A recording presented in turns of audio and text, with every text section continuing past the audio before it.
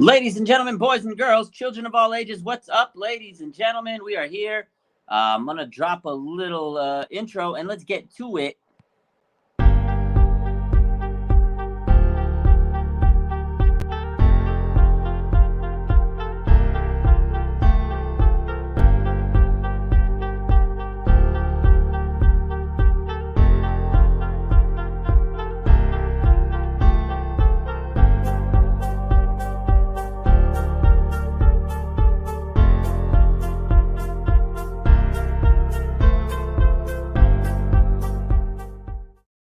What's up, everybody? How's it going?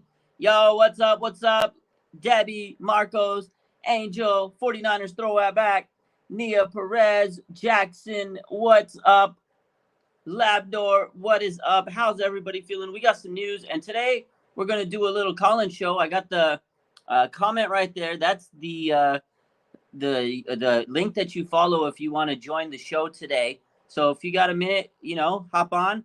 We'll try to limit, to 5 minutes. Everybody will get their time to talk. I'll try to get as many guests as I can. We won't go too crazy, but the first time we're going to do it, we'll talk about the rumors. Obviously, there's OBJ rumors. We'll talk about today's news. There was a big news update today, so let's get into that first. See how everybody thinks about the trade. Obviously, Jeff Wilson Jr. was traded to the Miami Dolphins for a fifth-round pick in 2023. Now, I know a lot of fans are upset, because Jeff Wilson Jr., great player, good running back. He's really developed. He's really worked hard. He's kind of a blue-collar guy. No matter what, he answers the call. He's battled some injuries through the years, but he's been a very reliable back. He was a leading touchdown scorer a couple of years back. He's been the most consistent running back they've had this year.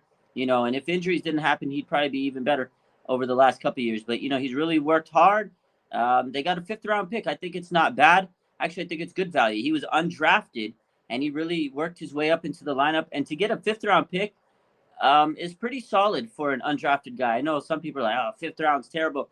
But if you look at the track record of the 49ers, they've done well with fifth-round picks, right? They've done fifth-round picks over the last couple of years with the Kyle Shanahan and John Lynch era, and they've had George Kittle, Talanoa Hufanga, Dre Greenlaw, DJ Reed, who's become a great player, obviously not for the 49ers. They got Diamador Lenore and Womack. Those two guys are young and still learning and developing, but they've shown flashes. So overall, the 49ers do pretty good in the fifth round. I think Colton McKivitz was another guy in the fifth round. I mean, that's a guy that still really hasn't panned out. But overall, for the most part, they've done pretty good in the fifth round. They have 9 draft picks now because of trading for Jeff Wilson to Miami. And Elijah Mitchell is supposed to be coming back after the bye. So they have a crowded backfield. And if you, look at the news out there, so there was some information that John Lynch had, gave the reporters. So basically what happened was, Christian McCaffrey came to the Niners. Obviously, that's big news, right? And Elijah Mitchell's coming back. So it's kind of a crowded backfield. And Jeff Wilson Jr. still wanted to have a major role on this offense. When you have Christian McCaffrey and Elijah Mitchell, obviously he's going to be kind of dwindled down. And he wanted to play. He doesn't want to sit there and be on the bench and not have a role. So they did what's best for him, and they traded him to the Miami Dolphins. So Jeff gets to continue to shine and grind with the Dolphins for a team that knows his strengths. They know his, capability. They got Miami Mike. He runs almost the same offense. A lot of similar concepts that the 49ers run. They have Raheem Mostert. So they're the Miami 49ers, like everybody jokes about. Familiarity. I think they have River Craycraft and Trent Sherfield on the Dolphins. So a lot of former Niners. He'll go reunite with them. I think it's a good move for Jeff Wilson and his success. It's sad, as a fan, but I think it makes sense to me. I don't think that's a bad move for any team. He wants to go and play, and he's not going to get a lot of playing time with the Niners with CMC and Elijah Mitchell, as long as they stay healthy. Now, there's other players that the 49ers have at running back. They have Jordan Mason, and they have Ty Davis-Price, who they drafted in the third round. They've got to get a little bit of chances eventually. And they have Tevin Coleman at the practice squad. And, Jeff Wilson Jr. is a free agent next year. So if they didn't trade him, they wouldn't get anything. So the one thing I will say is Kyle Shanahan lied to us because yesterday he told the media, I don't expect any trades. Well, unless they give us a deal that, we really can't refuse. And again, what they said today to the media is, Wilson approached him and says, hey, look, I'm not requesting a trade, but I want more. I want to make sure I have a substantial role on this offense. But when you have CMC and Elijah Mitchell, the writing's on the wall, unfortunately for him. So, it's tough news for Jeff Wilson and, his fans and stuff like that. I love Jeff Wilson, good guy. We'll always remember the big touchdown catch, the walk-off touchdown in Arizona. I mean, what a memorable moment. New England a couple years back, he had like 3 touchdowns. The guy's been a very solid player. And, it's tough to see a great player go because we're fans, right? First and foremost, we're fans, and we love the players. And he's such a good dude. So shout out to Jeff Wilson Jr. He did nothing wrong. He's going to continue to shine and grow. Miami's a good move for him. So that's what I think is going to happen. That's what I think about the trade. So I know there's a lot of comments here. Let's get to them. Debbie says, going to miss him, but it is a business. Hope he does well in Miami. Yeah, it's my sentiment too. Definitely going to miss El Jefe, but it is a business. It's a cold world sometimes, and he needs to continue to grind and shine. And I like the fact that he's going to get his opportunity. So Adam says it's not a bad trade. Love the 5th-round pick. I agree. 5th-round picks, the Niners do really well for the most part. Again, Talanoa Hufanga, Dre Greenlaw, George Kittle come to mind when you think about 5th-round picks in the 49ers. Jimmy Robinson, no room for OBJ. He's a diva. Need to get Danny Gray up to speed. OBJ is almost 30 and injured, but I think OBJ right now, I think he can come in and play effective third. If he's a third receiver, I mean, better than Danny Gray. Again, I like Danny Gray's potential, but he's been inconsistent in blocking. Got to be consistent as a youngster, as a young receiver on this team. Shanahan's tough on these guys, and that's what Brandon Ayuk said today on KMBR. He says, man, Shanahan expects you to be like just great at every aspect, route running, blocking, everything, preparation. Danny Gray's young. He'll get his chance. OBJ, I don't think it would be a bad idea. Obviously, he'd be expensive. It'd be a rental.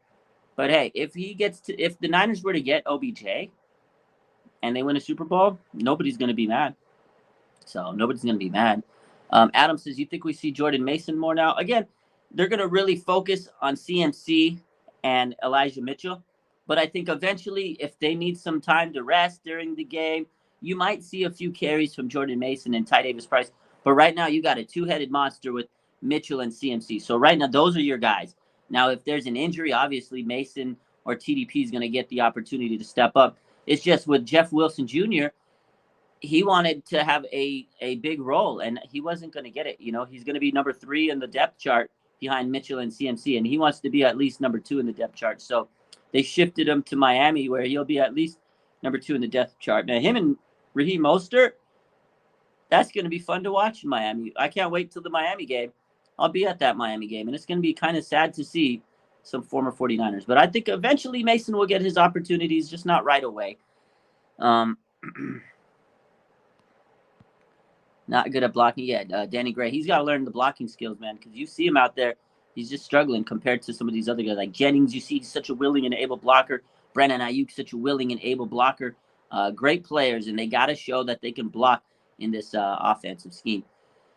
F5 says, any word on Armstead? So from what we understand right now, the Niners will probably get a lot of players back after the bye. Armstead could be one of them. There's no official word. They come back to practice next week, and next week we'll see how he feels in practice. He hasn't really been practicing. They've been limiting him, but he could be a guy they get back after the bye. I really hope so. There's no timetable to return for plantar fasciitis, which he's dealing with, but he should be able to come back, after the bye is what Kyle Shanahan's hoping for. So we'll see. If we get any other updates on Arik Armstead, we'll let you know.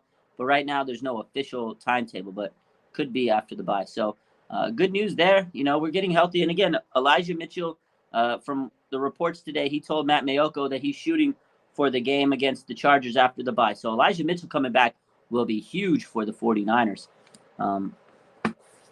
Sharia says, Jordan Mason might not get that much touches, even with Jefe going to Miami. CMC probably going to get 15 to 17 touches per game, and Mitchell going to get around 8 to 10. I agree. I think that's probably going to be the split. You want to give CMC more carries. Obviously, he's your big-time back, but Elijah Mitchell, people forget last year, he was one of the best players we had on this team, and he was a super rookie. He set the 49ers rookie season record in rushing yards. So Elijah Mitchell definitely should get at least 10 carries. But you don't want to overwork him because Elijah Mitchell has shown that he's been able to get hurt, unfortunately. So, E-Man and others. So why hasn't Trey been in the injured reserve players box? Yeah, that's a good question. I know I saw him at a couple weeks ago. He was there. I'm sure he's with the team, but I don't know. I'll have to ask around. That's a good question. I'm not too sure. I know he was there at the press box the first week he was able to be there. I know he's been in practice in the Zoom meetings. That's what every time Shanahan's been asked about it, I'm sure he's there. Maybe he's in the back scene. Maybe he's in the back somewhere. I don't know 100%. But that's a good question, Jimmy. I'll have to figure that out. But I know the first week he was able to be present during one of the 49ers games. I saw him at, they showed him in the crowd. So not too sure 100%. Let's see. Anyways, let's see if anybody wants to join. I will let me post the link again here on the comments. So if anybody wants to join the show, and we can open it up now for discussion. If anybody wants to hop on and talk about the Elijah Mitchell news, the Jeff Wilson Jr. trade to Miami, and even OBJ rumors, you can chime in. Tell me what you think. Do you guys think OBJ should sign with the 49ers? You should think the 49ers should sign him? So I know there really hasn't been any updates on it, but Kyle Shanahan talked to KNBR today, and he did say he's always open to making moves to improve this team. He says that, it's not like they're never going to try to improve this team. They said if there's always the opportunity to improve, they will. He says that's a guy they've always liked, and you never know. So don't count it out. I don't know if it's going to happen, but it's something to look into. And again, if they really need it to improve this team, they might do it. But he did say that he really likes this wide receiver room. Well, he also said, just throwing this out there, he also said yesterday he doesn't expect any trades, and they traded Jeff Wilson Jr. So rest in peace, John McVay. Whoa, that's sad news. John McVay passed away, architect of the 49ers dynasty, man. Shout out, rest in peace, John McVay. We got a guest coming in. Let's see. What's up, my man? Hey, Raj. What's up, buddy? How you feeling? Good, man. Good. Hey, Raj. I was in here. Like a few days ago, but I was like kind of like staring at the camera for like a few minutes. Yeah. I remember that. I don't know what happened. The camera might have. Yeah. No, I didn't. But the website was kind of like frozen, so I just wanted to apologize for that. No worries, man. It happens. Technology is not always 100%, but Yeah. I'm glad that you're on today. So, what do you think about the Jeff Wilson Jr. trade? Do you like it? Do you hate it? What do you think? I think I saw it a few hours ago. I think that I don't think a fifth rounder, man. A fifth rounder for Jeff Wilson, man. I don't know, man. You got to realize he is an undrafted player. They got a fifth. That to me, that's good business. You got to remember, George Kittle was a fifth rounder. Dre Greenlaw was a fifth rounder. Hufanga's a fifth rounder. I don't know. I think it's not horrible. I get it. I know a lot of people want more. What did you think would be fair for Jeff Wilson? At least like a third round, man, I would say. Okay. Third rounder. But see, now think about it like this. Christian McCaffrey went for a second. Basically, we got him for a second rounder. You think Christian McCaffrey's only one round better than Jeff Wilson? No. So I think it's fair. I know as a fan we want more, right? We want more. But if you really look at it overall, I think the Niners did a good job. And again, Jeff Wilson Jr. wanted to play ball, man. He's not going to play. Hell yeah. Totally agree. That's what I think. So real quick, shifting gears now. OBJ rumors are going crazy. Oh, yeah. Every year there's always a damn OBJ to the Niner rumors. What do you think? Should the Niners get OBJ? I'm going to be honest with you, Raj. If they sign OBJ, I'm not going to be mad, bro. I'm not going to lie. I'm going to be mad. And, OBJ, very talented receiver. Mm-hmm. It's not really necessary, though. I don't really think it's that necessary, but I'm not complaining if we sign him. I'm not going to lie. I'm not complaining. Not going to lie. If the Niners were to, again, we're just throwing this out there, probably not going to happen. But if the Niners were to sign him, I'm pretty sure every Niner fan would lose their mind. They would lose their mind, dude. OBJ in a Niners jersey, that's just so good, man. Think about it, it's crazy, dude. It's crazy. Hell yeah. I don't know. I would love to see it. I don't think it's going to happen, but guarantee you, if the Niners were to get him, every fan would go crazy. OBJ jerseys would be selling like hotcakes, man. Yeah. Hey, Ross, I have a question, man. Yo, what's up, man? Do you think Jimmy can win us the Super Bowl? Man, I'm gonna answer it this: the way he played against LA this week. If he can play like that every week, then yes, he sure can. But the problem with Jimmy is he hasn't shown consistency through his career. It's like one day you're like, oh man, he looks so good, he's Himmy G, right? And then the next week he comes out, makes mistakes, and he's just inconsistent through his career. But that's the big question. If he can be consistent and he can get the ball out to his playmakers, yeah, maybe, because he played a phenomenal game against the Rams, and he's shown a little bit more improvement this year.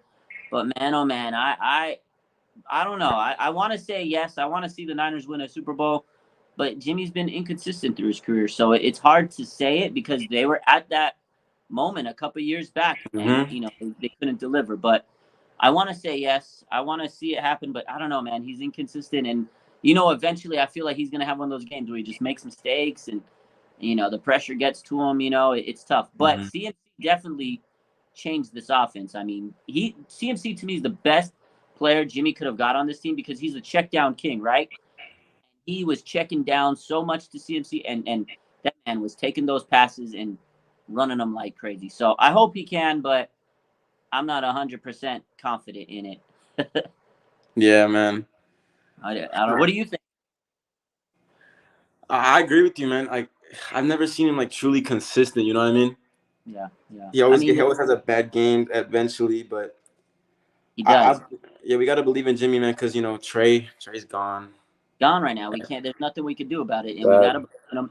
And the thing with Jimmy is, I feel like teams know he's limited, and they're going to try to force him to beat us eventually. And I don't know if he's going to be able to win a game on his arm. That's the thing. Because some quarterbacks, you force them to beat you, and they can beat you. Like Patrick Mahomes, Josh Allen, they can beat you.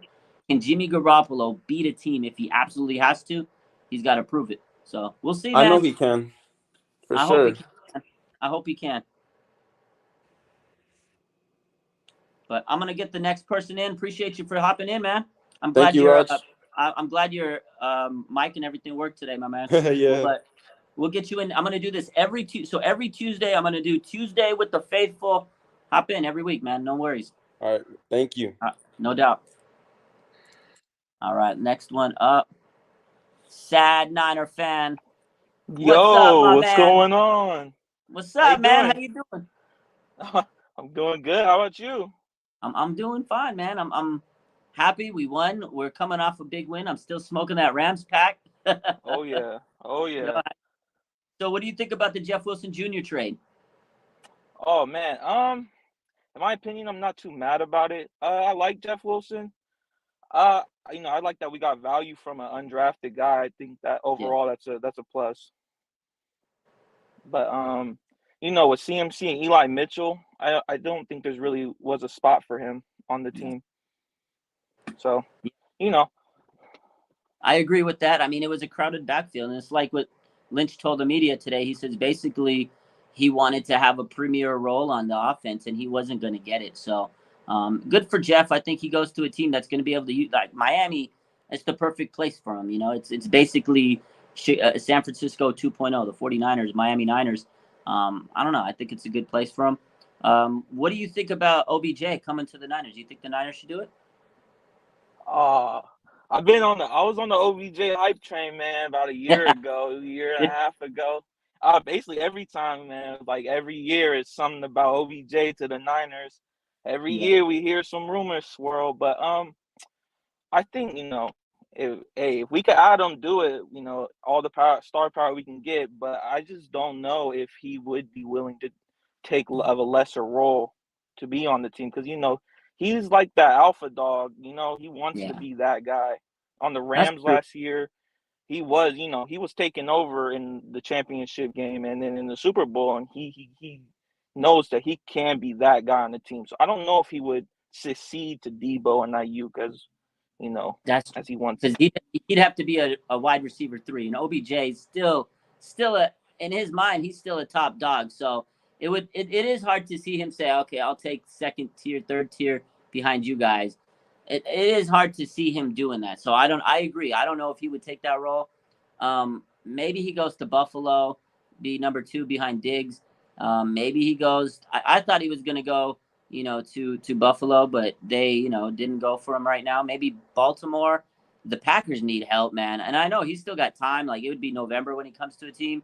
But I think he wants to go to a team that has a shot at a Super Bowl. So I would think maybe the Bills, maybe the Chiefs, maybe one of those teams. Niners, I still think are a chance, but I don't think they're going to make it because he would still want a lot of money. And like you said, he's probably going to still want a big role. And the Niners got so many weapons. They got CMC, Debo, Kittle, Ayuk. There's too many mouths to feed. Where would he get in? Yeah. Yeah. Yeah. I agree with that. Yeah, man. It's weird, man, this season because the last couple of weeks it's like infuriating to watch this team, and then they come out and then they just dominate the Rams, and then it gives you hope, but it's like, Yeah. can they do that against everybody else besides just the Rams? See, that's the thing. They're so inconsistent, and it's like when they play the Rams, you're like, God, this team is so good. But it's 2 times this year they play the Rams, and they just look so amazing. But can they do it against other teams? It's been yet to. I mean, they started like this last year. It's like, man. Then they got a wake up call, and then they started to play pretty damn good. So I really hope they can be consistent. Maybe the bye week's going to be good medicine for them. Rest up, get healthy. We're going to get a lot of players back. But you're right. We need to see them play like they did against the rest of the league, man. It's been, you're right, infuriating. Like, just so frustrating to see your team. You know they could beat these teams, like the Denver game. Exactly. Yeah. The Falcons game, man. Be consistent and show up. But, maybe this game was the game that turned the tide, and they can kind of break loose from this. Because the NFC is so mid right now. I mean, God, dog, man. We should be at least having 5 wins, right? 6 wins. Yeah. And if CMC could score a triple crown every week, we might have a Super Bowl coming real soon. Man, if he plays like that on a weekly basis, nobody's stopping this team. That guy was just ridiculous. He put the team, he says, look, I'm not losing to these Rams. I came here to win. And he went crazy. Dude. Instant impact. Yeah, Something that, give us a jolt that we need to, maybe get over that slump. Yeah, he was like a catalyst. You're right. Like, he definitely was like a jolt. He's a game changer. And I think he was just like something they needed him, man. They needed a jolt. And that's what it looks like he was. He just was on another level. So I really hope they could ride that momentum. And then you got Debo coming back. Debo, Elijah Mitchell, and CMC with Kittle and Ayuk. If they can play like they did on Sunday, man, this team's going to be scary. And then you got players coming back on defense. Watch out, man. And the schedule gets pretty easy. I think they can run the table and maybe they could get 11 wins still. For sure. And I mean, I'm kind of thinking in the future. I mean, with Trey Lance, RPOs? Who you gonna guard? It's gonna be 11 on 11. I mean, they could run like the Ravens, like that full house with like the 3 backs with Trey Lance in the middle, like they do with Lamar. The defense not gonna know what's gonna be coming. They're not gonna know what that, because that's just something to look forward to. You got the threat of Debo, you got the threat of CMC. Then Trey might run. You got the option. It's crazy, man. So yeah, it's definitely a move, not just for this year. Like Shanahan said, it's not a rental. I mean, this team's gonna be scary for a while, but they just have to execute 100% because, like you said, they play like this against the Rams, but can they do it against everybody else? Yeah, exactly. Because even in that Rams game, I mean, the first half they were struggling. They were, bro. They was to not really looking get too anything going. They were not looking too. It was looking like another one of those games, man. And then the second half, they made the adjustments though. And see, that's the thing, because the Niners, what did we say last week at halftime? I said they have to make those adjustments, and they did, because if they didn't, it would have been another stinker, like you just said. So yeah. But I'm excited, man. It's good times, man. It's good to see him winning. We don't like to see him lose. I hope this bye week does them well, and they continue to win, man. I hate losing. I hate when this team loses, bro. Oh yeah, me too. Me too. For sure, man. Any other questions or anything you want to get to? I'm gonna let the next one in. No, I'm all good, man. I appreciate you for giving me the time. Yeah, no doubt, man. Like I said, every Tuesday with the faithful, hop on, man. We'll do it. We'll do it big. For sure. All right, man. Have a good one. Take care, man. You too, boss. All right, going down the list. What's up, my man? I think turn your mic. I don't know if your mic's working. I appreciate you giving me the time. Yo, no doubt, man. What's up, man? How you feeling? I'm being good. I've been a fan with you since Alex Smith's times. There we go. Oh, Alex Smith, that was my guy, man. I loved him. He was, went through a lot of times with this team, a lot of turmoil, went through a lot of coaches, but, I liked Alex. He was humble. He kept working. He was a grinder, man. He was a grinder. Yeah, so how you feeling about the Jeff Wilson Jr. trade? What's your thoughts, man? Man, I know it's about business, but it's like, imagine if we lose McCaffrey and Mitchell. That's true. On the run, we're fucked. My opinion. It is true. They have to stay healthy. That's what the Niners are banking on. Like, you don't want to sit there and hope, think about injuries. Like, when you make these moves, you're not thinking about, oh, man, if he gets hurt, we're screwed. They do have younger guys, Ty Davis Price and Jordan Mason. Maybe they could step up. But you're right. If they do, it's going to be tough to see those guys really step up because they haven't done much yet, right? So it's hard to believe it. But, the Niners develop players good. I believe in those younger guys, man. I believe in TDP. I believe in Jordan Mason. And they have Tevin Coleman, too. I know Jeff Wilson's been solid, man, but he needs to play, man. And he's going to be sitting around on the bench. I feel happy for him, but I do get it. If CMC gets hurt and Mitchell gets hurt, it's going to piss us off, man. But let's just hope they stay healthy. Man, but the Dolphins, they went all in. Woo, they did, didn't they, man? Miami, Mike, they don't play games. Listen, Bradley Chubb. They traded the first-round pick that we gave them. They got Bradley Chubb. The crazy thing about the Dolphins, so, we gave them 3 first-round picks, right, for Trey Lance. They took one of them, turned it into Jalen Waddle. They took the other one, turned it into Tyreek Hill. And then they took the third one and took it into Bradley Chubb. Man, they did not play around with those draft picks. No, man, that's the crazy part. Like, I feel like our defensive line is good. We have one elite player in that defensive line. It's Nick Bosa. Sure. But, of course, we have Drake Jackson. We got Amenahu. We got Sosa. We got everybody else. But they're not an elite player. When Buckner was there, Bosa was MVP caliber. Because Buckner, every time that the offense went against the defense, they had to double coverage Buckner, and Bosa just ate all day. He was a menace, man. He definitely was a menace. We miss him, but Bosa's gotten better, man. Bosa's still elite. I feel like Bosa, no problem. That he's an elite player.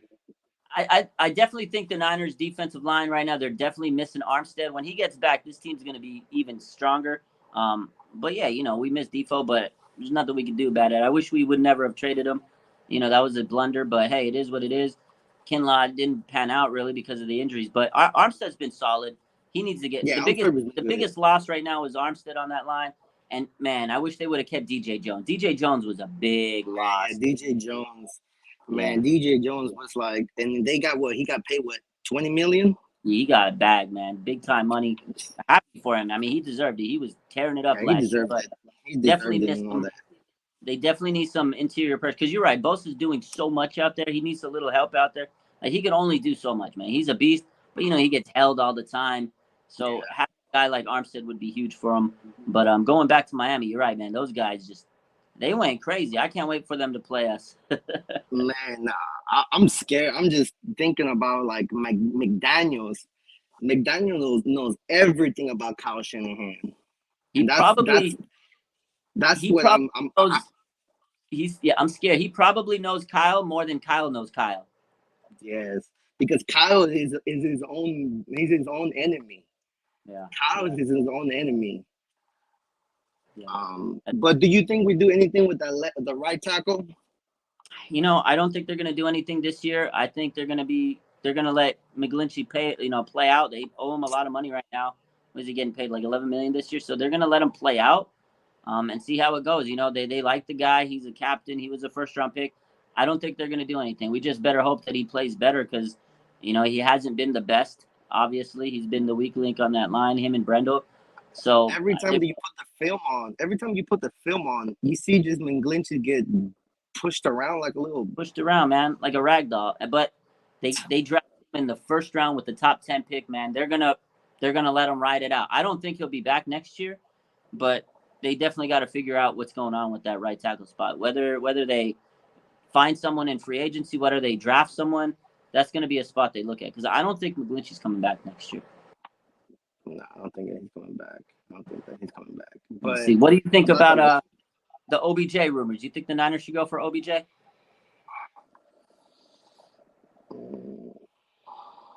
As a fan, yes. But as a businessman, like the problem is we don't have the quarterback to that's the problem. We just don't have the quarterback. And OBJ, you can have CMC throw it to him. Yeah, you know what?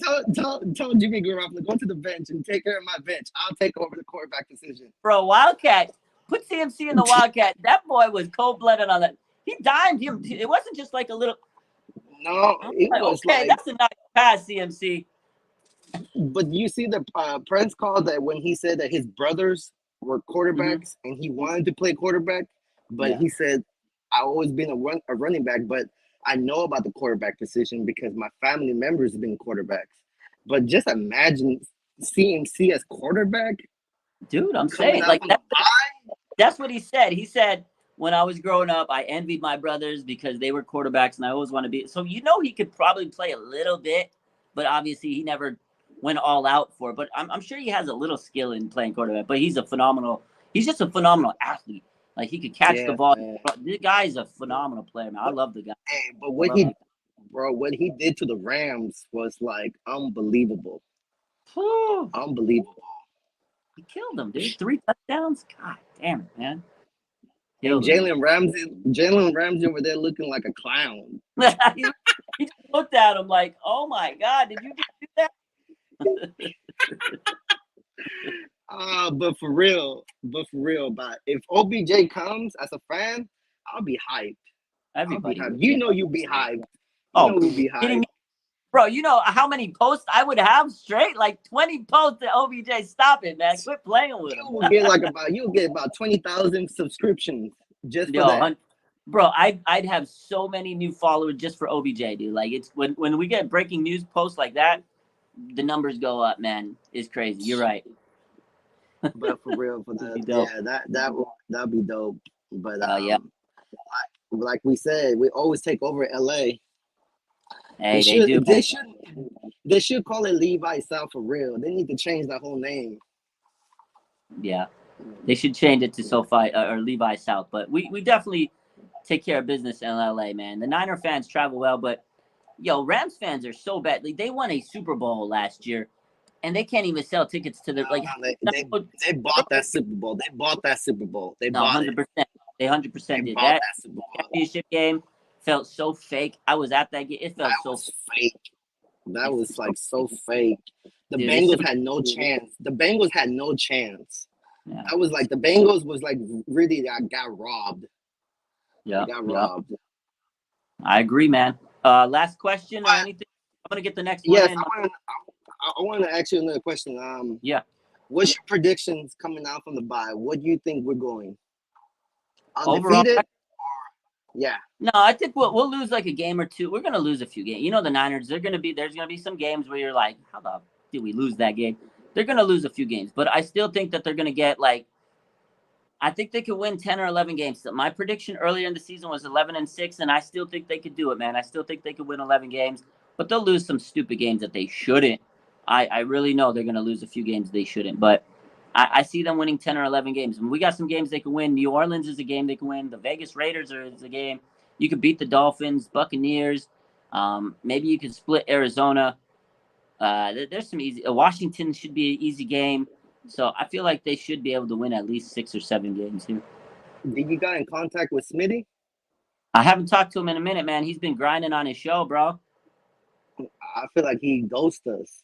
You think he might be hiding, bro. He might be hiding. I'll have to text him. I'm gonna text him tonight. Say, yo, hop on the show tonight if we go on Instagram. But you're right. It feels like he's dusting us, huh? Yeah. So. But I appreciate it, man. Thank you for having me on. I really appreciate it. I'm a big fan of you. You keep on working, grind, faithful to the end. Hey, appreciate you. Thanks for hopping on. Like I said, every Tuesday we're gonna do Tuesdays with the faithful, man. I'm gonna let you guys hop on. So if you have questions or if you need to vent and get your feelings out, come on here, hop on us. So I really appreciate that, Raj. Take care. Take care of your family. Take care. You too, bro. All right. No doubt. All right, next person up. Hop in, man. I know there was someone waiting. So if you want to drop back on there, let me know and we'll get you back on the show. But yeah, appreciate you guys for hopping on. It's fun talking to the faithful, man. We get you guys on here, see what you guys think. You know, if we lose a game, y'all gonna be on here going crazy. So definitely hop on. It makes the show fun. I feel like giving back to the fans. You know, I got such a big following. It's good to talk to the Niner fans and get your guys' opinions. So we do it on Instagram. But the problem with Instagram lately, when I have people hop on the live, like it distorts the audio. It's pretty bad. So I thought about doing it on YouTube, and it's good for us. So anyways, let's get to some of these questions. Chewy Chew says, how are Bosa and Ayuk contracts going to play out? Good question. I'm pretty sure Bosa, the link is right there. I posted the comment. It's on there. If you look at the posted comment, the pinned comment, that is the link. Go check that out, and you can hop on. So the Bosa contract, they'll probably extend them this offseason like the Niners do, right? With Kittle, with Warner, with Debo. They do their little offseason extension. I mean, they could pick up, they could take a little bit longer, but I think they'll do it this offseason and make it happen. That's what they'll do. Ayuk, they could pick up the 5th-year option. They don't have to sign him this season. I mean, they might do not sign him. They don't have to do an extension, but I think they might, just because if he continues to play like he has, he's going to outplay his rookie contract. And I feel like he might want to get a little bit more bread, and so they might extend him. But again, I think Bosa's the major priority, and you got to take care of him first. So once they take care of, Nick Bosa, then they could worry about Brandon Ayuk. But again, Brandon Ayuk, they could pick up that 5th-year option, right? Could pick up the 5th-year option. So I'm not sure, but I do think that Nick Bosa is going to be the first big contract they work out. And there's some other they got a lot of pending free agents this offseason, but those two are probably, the biggest contracts they got to worry about. Obviously, Bosa, they got to get him locked in for the long term, and he's going to get paid so much money. He'll probably break the bank. He might set the market for defensive ends, and then I think Brandon Ayuk definitely will get an extension, just like Debo did this year. Here we go. Where we go. All right, we got another person hopping on. Is this Trey Lance? No, it's Ryan McDonald. What's up, man? How you feeling? Good. How are you? All right, we got another good, man. How we doing today? How we feeling? Bummed out about Jeff Wilson Jr. I know, man. He's a fan favorite. I like the guy. Business man. Do you think that they got fair compensation for him? I think we could have got a little more, honestly. You think he could have got more than a 5th rounder, though, for an undrafted guy? He's a quality player. He's a good player. He is. I think maybe a 4th. I don't know. Maybe a 4. Okay, maybe. It's tough. It's tough. It's tough. I think it's still a W because he was an undrafted player, and you get a 5th round. So, and the Niners do good. But I get it. Everybody loved Jeff Wilson. I love Jeff Wilson, and but he wasn't going to get much carries with CMC and Elijah. So it's tough, man. Yeah. It's busy. What do you think about the OBJ rumors? Should Niners go and grab him? Yes. I love that. No hezzy. Bro, I've wanted him since, 2016? Dude, every single damn year I remember OBJ is they've been trying to gas this guy to the Niners for years. And you're right. Yeah. Every year I fall for it. I'm like, give me OBJ. But I don't think it's going to happen. But hell yeah, if he came, we'd all be excited. Do I think it's going to happen? I don't think so. I hope so. I don't know. Oh man, we'll ask the rest of the people hopping on. But what do you think about the rest of the season? Do you think the Niners are going to win 11 games, 10 games? Do you think they're going to go crazy, go on a run, or do you think that they're going to be inconsistent still? I said at the beginning of the year 11-6, so I'm going to stick to that. Same. Okay, 11-6. You think? What was I going to ask you? You think this start like hooking it up on people, dropping 30, 40 points on people? Yeah. I think we could. Depends on how we utilize Debo and CMC. Yeah, that's going to be fun. And Ayuk. He's good, man. He's so good. Yeah. I'm liking that they're getting him involved a lot every week. But you're right. It really depends on how they're going to be able to share the ball between Debo and CMC because they're so similar, but they're both going to want the ball. Like CMC's not going to want to be not getting the ball. Debo wants the ball because he's got money on the line. If he gets a certain amount of yards, he gets more money. So he's going to want the damn ball in his hands. So it does get to the point where you're like, how the hell are they going to be able to feed all these guys? But if they're winning games, I don't think they're going to care. I want Jordan Mason to get some carries as well. Yeah, I like Jordan. I want to see him eventually get some shine. But again, it's going to be hard to get carries with Elijah Mitchell and CMC, man. That backfield is going to be nasty, though. If Mitchell can be healthy, whoo, crazy.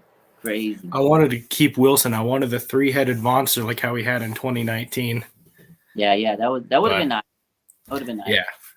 Yeah, you're right. Because in 2019 they had that Raheem, they had Tevin Coleman, they had Jeff Wilson. That too. Yep. Yeah. They've all went to Miami. Yeah. Miami stealing our And also, players. who knows? We don't really use TDP. Who knows? He could be the greatest running back of all time. We don't know. We don't know. Yeah, they don't. He's a third round. You never know, man. You never know. Yep. We'll see what happens with them. I'm excited though, man. I think that game against the Rams, what they needed. That was such a good win. That was fun. I can't wait for the LA Chargers game. I'll be at that one. I'm hyped up, man. I can't wait to see CMC, Nice. bro. It's gonna be fun. That's gonna be a tough game, though. Herbert's a beast. Herbert's a monster, but they've been a little inconsistent. They've got some injuries. Joey Bosa's hurt. J.C. Jackson out for the season, so we got a few breaks our way. But it is gonna be tough to stop Herbert, bro. That guy is insane. He's good. Right. Oh, Matt Breida too. Yeah, I miss him too. Yeah. Like I said, Matt Breida was in Miami too for a minute, so they get all our backs. Yep. Except Tevin Coleman, we got him back. That's the one guy that came back. Maybe Jeff Wilson Jr. back one day. So, he went to what? The Jets? Yeah, the Jets. Yeah, he was on the Jets. Yeah. Oh man, what do you think? What do you think about Jimmy Garoppolo on this team? You think he can take this team to the Super Bowl? Someone asked that earlier. What do you think? He's done it before. I think he can do it again. I think this defense is better than in 2019, to be honest with you. If they're fully healthy, I think they can be.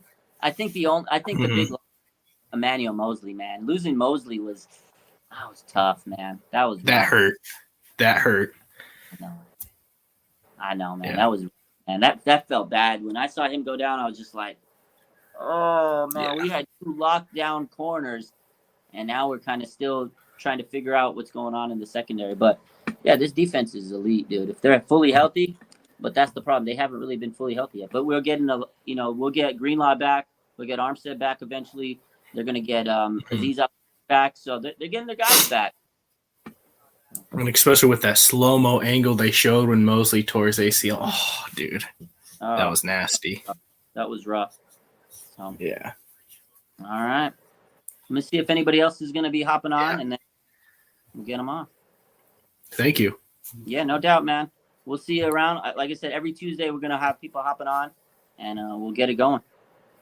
Bet. All right, man. Appreciate you. Yep, thanks. Yeah, no doubt. See if we got anybody else.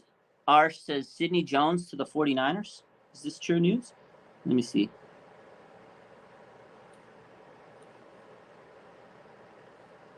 Sidney Jones to the 49ers. I don't see it anymore. Tre'Davious White. I'm looking at Schefter's post real quick. They got Kama Gruger-Hill signing with the Arizona Cardinals. Dean Marlowe from the Bills from the Falcons. 49ers announced the passing of their former GM John McVay, who died Monday at the age of 91. Oh, that's sad, man. But I don't see anything else. No doubt, Ryan. Appreciate you. I don't see the news. You're probably fake news in me. Today we got my second phone, so ain't no fake news today. But hey, if it is confirmed, we'll post it eventually. Rest in peace to John McVay, man. That's sad news. And if anybody else wants to hop on the stream, hop on. We'll do one more guest, and we'll get one more faithful hopping on. The code is right, or the link is right there on the pinned comment, the StreamYard pinned comment right there. So hop on if you can. We'll take one more person. We'll talk Niners, and we'll see how you guys are feeling. So if you guys want to hop in, please do. And again, every Tuesday, I'm going to open it up. We'll do Tuesdays with the faithful. We'll have you guys hop in, and we'll see what you guys think about what's going on with the Niners. So fake news. 91. Yeah, that's a long life. 91 is a very, very fruitful life. So this is the statement from the San Francisco 49ers. It says, this is a very sad day for our organization and the entire football community. John McVay was a driving force in constructing teams for our 5 Super Bowl titles. Most importantly, John was a Hall of Fame person who built genuine and sincere relationships with front office staff, coaches, and players. John's commitment and contributions to the 49ers created the standard and tradition we strive to carry on today.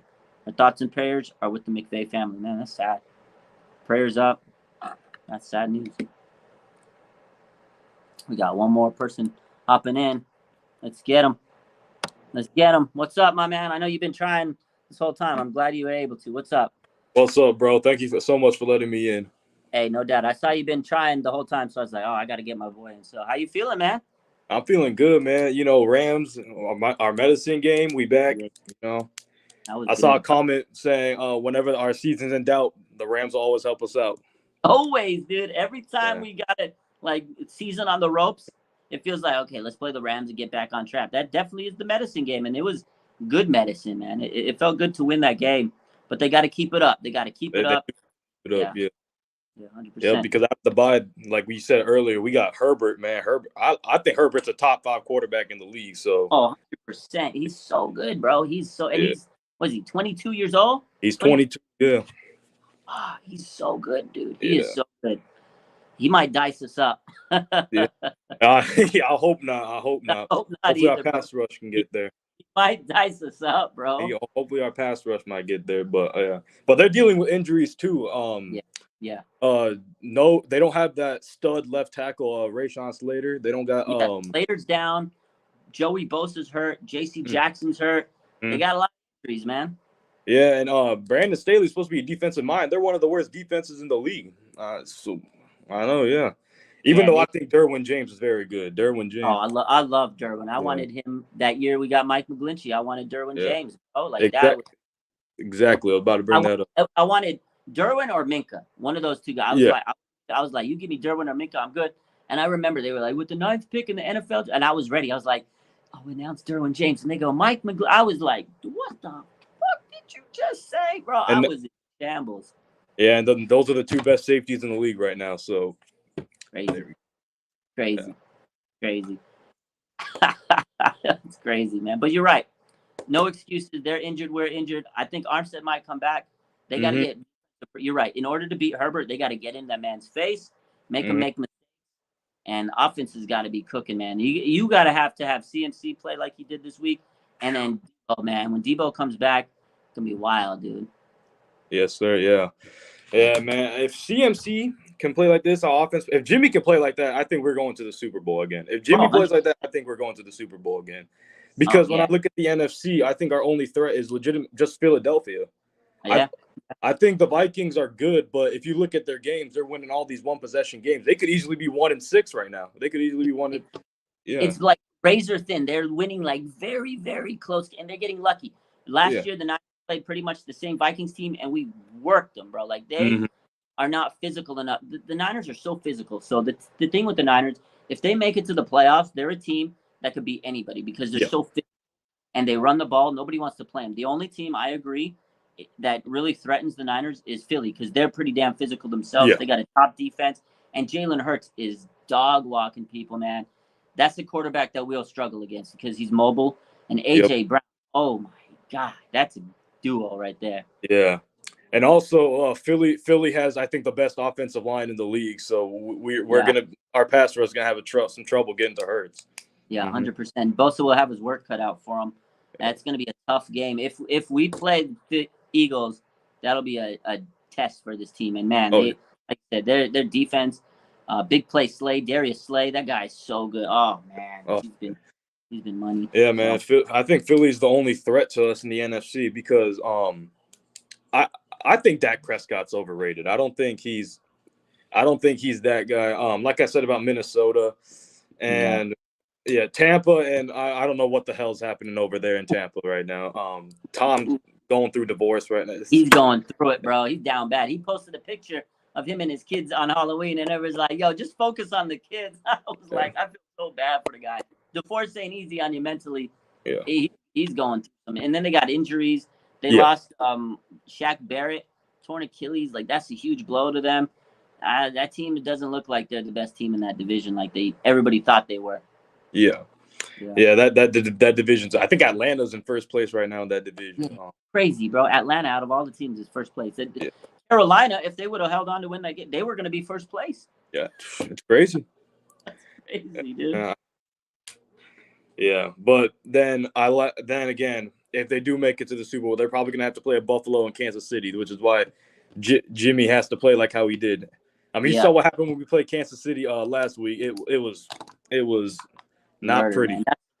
That's why they have to load up on this offense, and that's why, because if you play Kansas City, they don't care who you have on defense. They're going to score no matter what. They can score 30 points in the blink of an eye. They can score whenever they need to. And you're right. If the Niners play them, they got to be like perfect. Jimmy has to play like he did Sunday. And if he can play like he did the rest of the season, I don't think anybody's beating this, because he played a flawless game. He was throwing dimes, but you have to score points when you play Kansas City, because last week when we played Kansas City, 21 points ain't going to cut it, man. No, it's not. No. And if we play Josh Allen, it's 21 points isn't going to. They ain't going to cut shit, man. They got to score 40 points like that. That's why, if the Niners were to get OBJ, I know it's a rental, I wouldn't mind getting him, bro. I definitely wouldn't mind it. I wouldn't mind it in the fact. I just hope it doesn't hinder what Brandon Ayuk is doing right now. That's the only thing I'm like. Okay. That's the only thing like. I see that, because he's really starting to turn into like that guy we wanted him to. Yeah, I could buy that. I could buy that. Yeah. Also, OBJ, he doesn't block. That's the thing. He's not that good at. He's not that good at block. And Shanahan, and I even said it, he likes them blocking guys. So maybe. Maybe you're right. Jawan Jennings does an incredible. He's amazing on third downs, and he blocks. That's two of the things. That's why Kyle loves him so much, because this guy's a dog. He'll block. He'll hit you in the trenches. I mean, and he'll go make big time cat. Yeah, dude. Kyle loves Jawan Jennings because he's not afraid to do the dirty work, and that's why Danny Gray right now is not where he wants to. Like, the fans want him to be, because he's not going to go do the dirty work like Jawan Jennings. Yeah. And also, Danny Gray won't fit this offense currently with Jimmy, because Jimmy has well, to his credit, he has been pushing the ball downfield more this season. He's been diming. Pass to Ross Dwelly. I'm going to give him flowers for that pass to Ross Dwelly. I was like, okay, Jimmy. Okay, man. I want to see more of that. Yeah, you're right. Because on that pass, he was gonna throw to Ayuk, but the guy jumped that route, so he pump fake, and then he just threw it deep downfield to Ross. I know that was a dime. I think that was the play that ended the game, because they were just deflated after that. They were just deflated. Yeah, I mean, I think at that point they gave up the run, but I mean, still, you still got to make the play. And I was like, I wasn't even. Oh yeah, we're not good. We're not good with 10-point leads too. So yeah, we're not good with any lead really against these teams. So it was nice to see them being aggressive. That's the thing. The Niners were so aggressive, and usually so passive. Man, Kyle was aggressive. Jimmy was aggressive. It was a very, very nice second. Like, that second half was so perfect, because usually you don't see something like that from this team. Yeah. That was really good. But they have to do it it just can't be against the Rams. Yeah.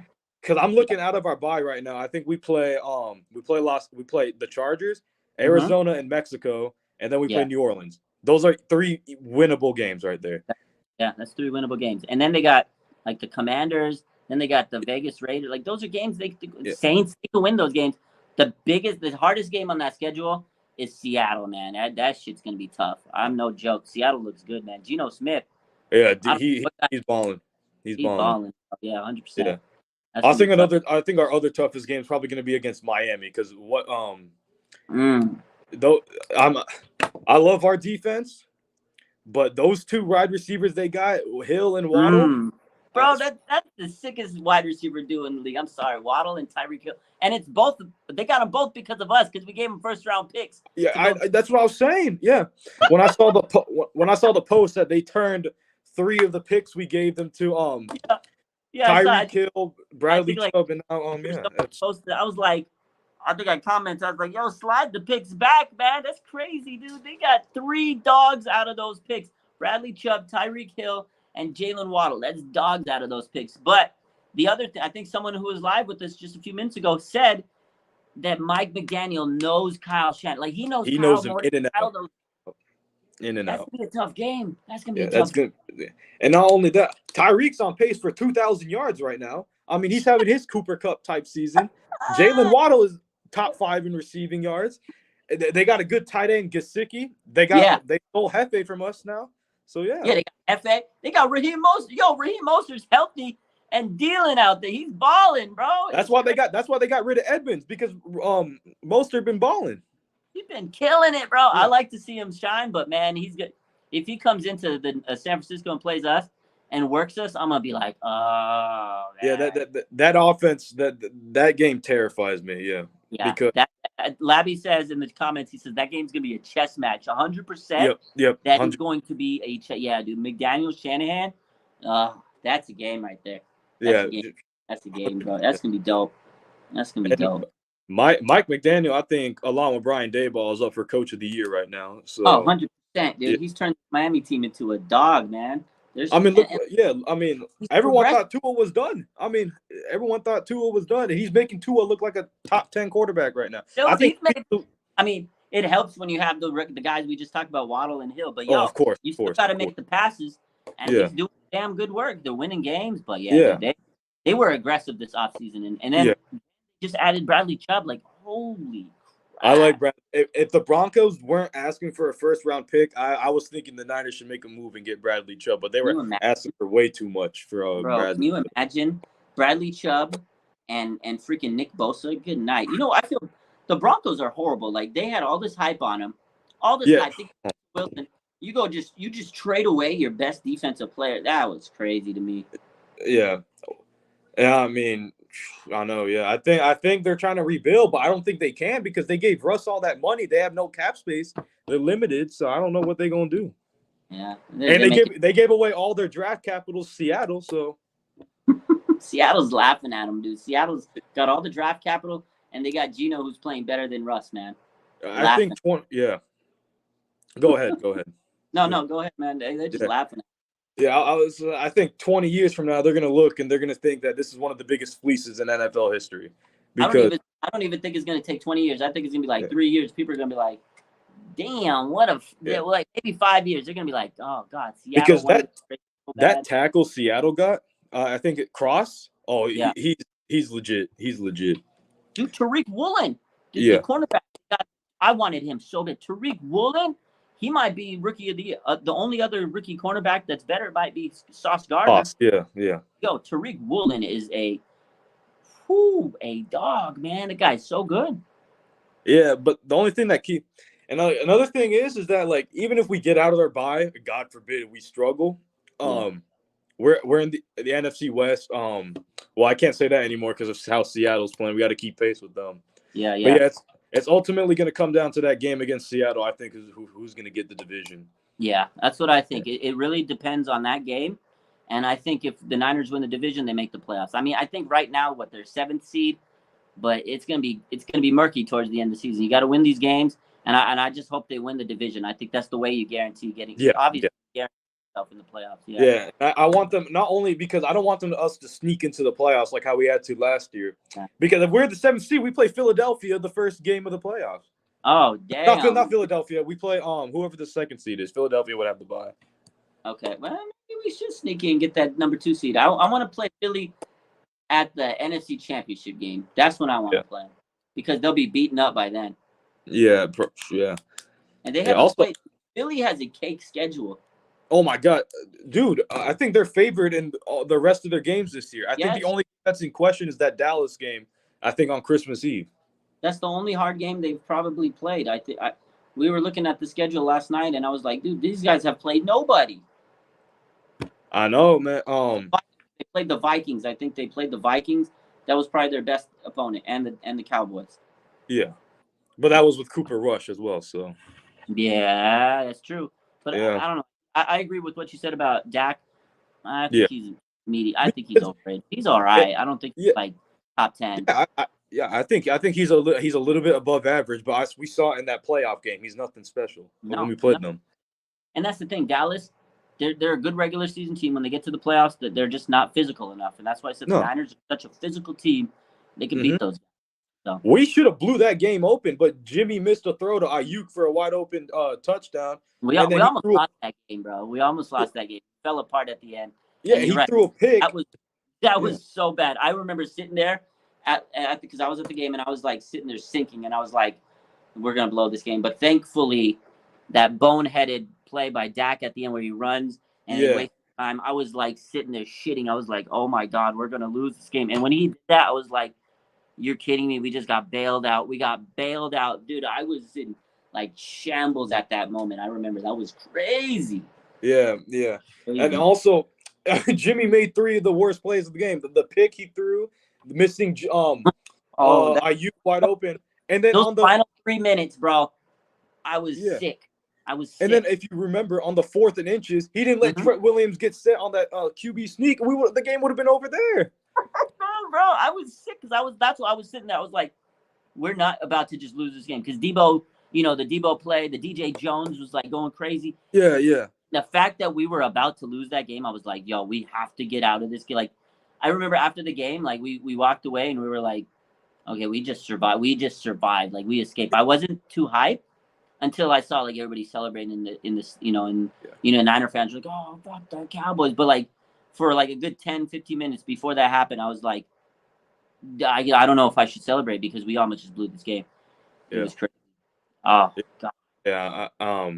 But Jimmy's made me eat some words this year. He's been playing good football this year. Man, he's been looking good lately. That game against LA, probably one of his best games he's played ever. Yeah. Yeah.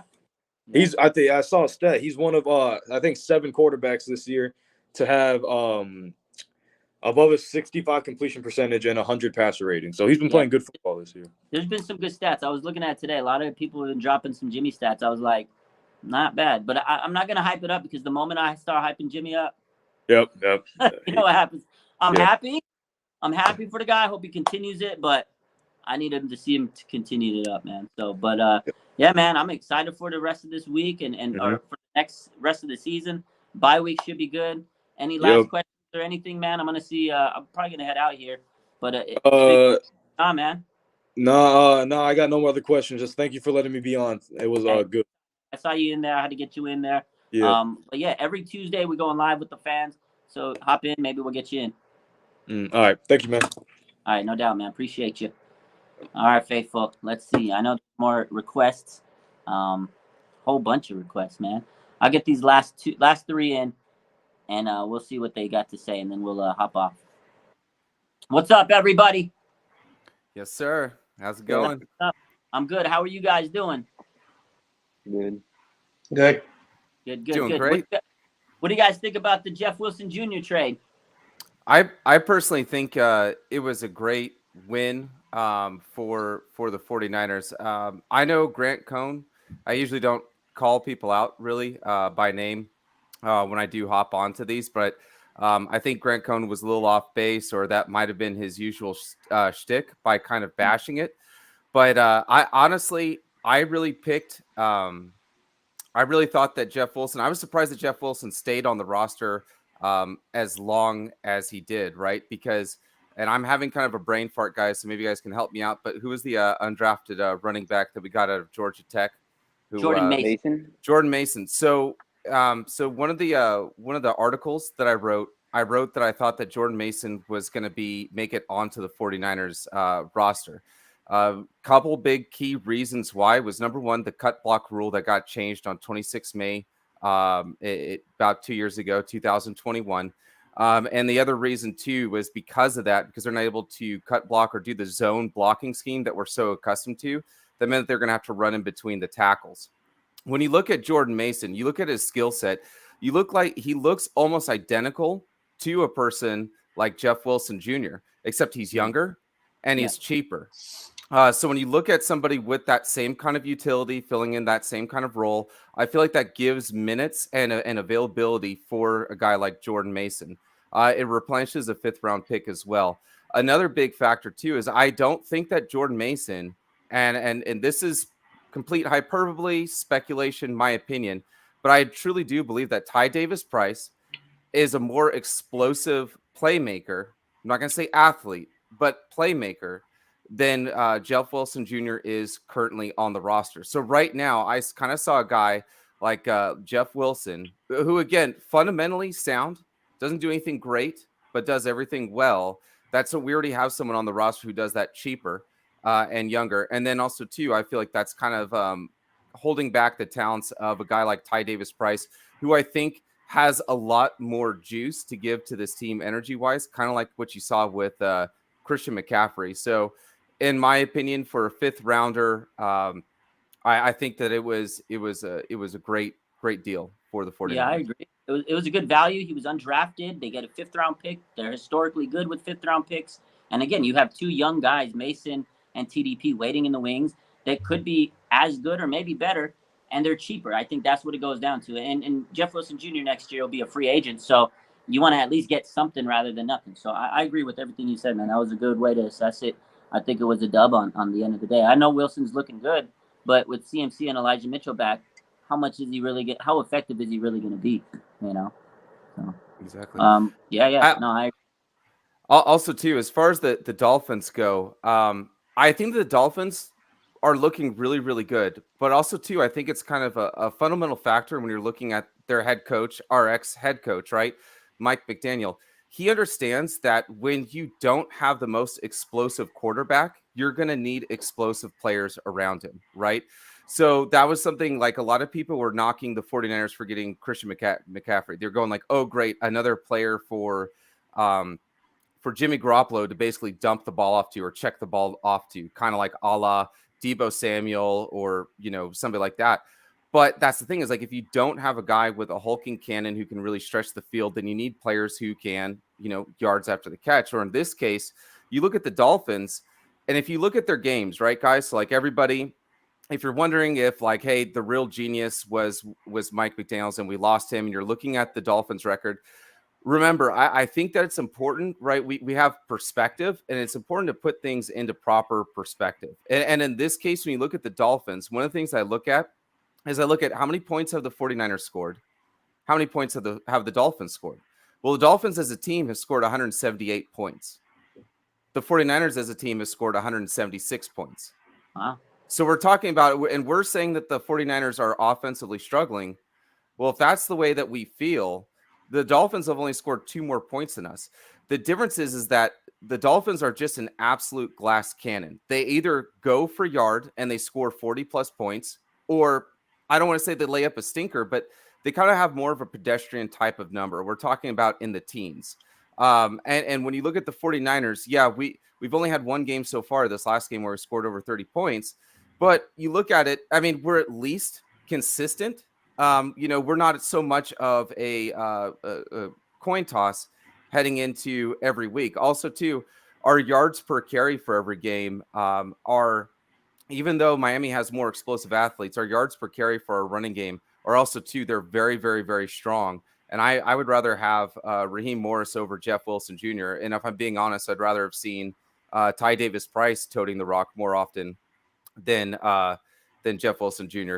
And I think some people were talking about blocking, run blocking in this, in the Kyle Shanahan, Sean McVay, right, offense is paramount.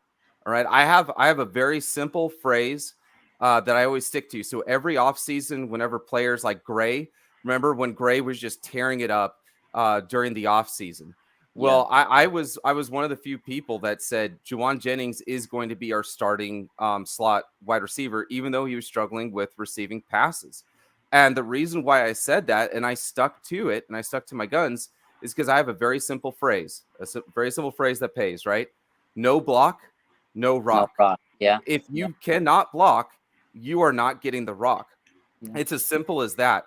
Juwan Jennings is just he's just a bigger, stifling kind of inline wide receiver that you see that Kyle Shanahan likes to utilize. And also, too, if you look at Kyle Shanahan before when he came over to us with the Falcons, he led the league in 3 tight end wide receiver sets. So I really kind of take that into a factor. I think that the Nick Chubb signing by the Dolphins is huge because not only do you look at that the Dolphins only scored 2 more points than the 49ers, but on defense they allowed 50 more points on defense. So that is their defense has definitely been something that they needed to improve upon because they've been scoring, like you said. And I think there is there was an issue with not having Tua for a few games, so their offense was kind of at a down click. But you're right. Their defense, if they're going to have to play these elite teams, they need to be able to get to the quarterback. And the Chubb move was brilliant for them. I agree. And then going back to what you said, no block, no rock. And that is exactly why Danny Gray is not getting utilized. He needs to show that he's a willing blocker because Shanahan, a former wide receiver himself, he needs to see that you're going to be out there, committing yourself to the blocking game. That's why Kittle and everybody juice. Like, if they're not willing to block, you're not going to be part of this offense. And he tells it like it is. And this is what Brandon Ayuk has said so many times in different pressers. He says, look, man, Kyle's tough. He wants us to go out there and do the little nuances. And that's how you get respect from Kyle. And, we know that Danny Gray has that flashy ability, but he has to go out there and do the little things. Because if you don't, you're not going to win over Shanahan, man. Exactly. And I do want to clarify, make sure that the viewers right now that are hearing this don't misconstrue me saying that Danny Gray doesn't see the field or that he isn't utilized, right? But it does limit the amount of packages and certain game scenarios of when you can get on the field. Also, too, when you see Danny Gray actually do get on the field, one of the biggest issues that I'm seeing with him is that he's great, right? He's explosive out the blocks, but if you're going to be a deep ball threat, the number one ability that you're going to have is you're going to have to high point the ball. Mm-hmm. It was one of my biggest issues with Vernon Davis. He was that freak athlete, as far as a tight end, probably the fastest tight end in NFL history, running in a low 4.3s, with that 255, 260-pound weight limit. But if you looked at, he would always do that kind of like that little hip or that little kip, and then he would kind of catch the ball, but he would never just go up fully, just outward stretch and then just attack the ball at the high point. Danny Gray as a wide receiver is gonna have to really just say, like, this ball is mine, damn it, and then I'm gonna take it. And as soon as he starts taking some ownership of that, you're gonna start seeing him. It's gonna be too hard to take him out of the game because that's something that Juwan Jennings has in spades. Even though he doesn't have the speed, right? He's a 4.47 guy, but you can throw the ball at him, and he's going to, with his big, strong hands, he's going to pull that in. It was something that he displayed a lot in the University of Tennessee. Yeah, he's a physical guy, man, and that's what Kyle wants. He wants you to be a physical, go up and get it. And that's what the receivers that don't work out in his offense are guys that just aren't physical. Dante Pettis wasn't physical enough, right? And you have to be a physical guy to be part of this offense. And that's definitely a good point. If you're not going to go out there and be aggressive, you're not going to get the most out of your opportunities because you're so limited. And again, if you go out there and show that you need to be out there, make those big plays, he's going to let you continue to get chances. But when you're a rookie, especially for Kyle, those chances are very far and few between. So you got to make the most of them. Does anybody want to comment on Jedi's comment here about signing Sue? I have my opinions on it, but some of you guys haven't talked yet. So yeah, let's see, John Jay, what do you got to say about Ndamukong Suh? You think the Niners should get him in? Well, I already talked about it. I do have a YouTube channel, so shout out to your channel. Like your channel appeared. I didn't know you existed, but it's nice to meet you. Yeah, so it exists. I know. Shout out to YouTube. Always new great content. The 49ers community is a great community. It's always great to listen to everybody's opinions. My thoughts on Sue, I'll be completely honest. I think he's already past his prime. I don't know how old he is, but he's getting up there. He has character issues. Like when he was in Detroit, he would stomp on the quarterbacks in the division. He would get into fights all the time. 35 years old. 35. Thank you very much. So yeah, I'm not a fan of Sue, so I'm fine. Yeah. What do you think, my man? I like it because Eric Armstead and Kinlaw, they've been missing time this whole season. And I feel like defensive tackle has been a problem for the 49ers. So I think he could be a good signing.